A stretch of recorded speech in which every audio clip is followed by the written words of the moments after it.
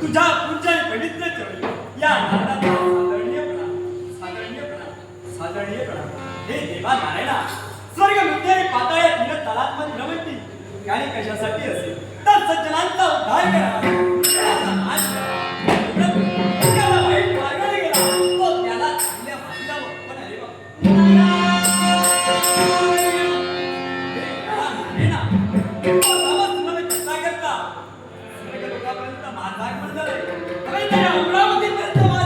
अरे देवेंद्राला प्रथमता आपण आल्याची जाणीव देणं हे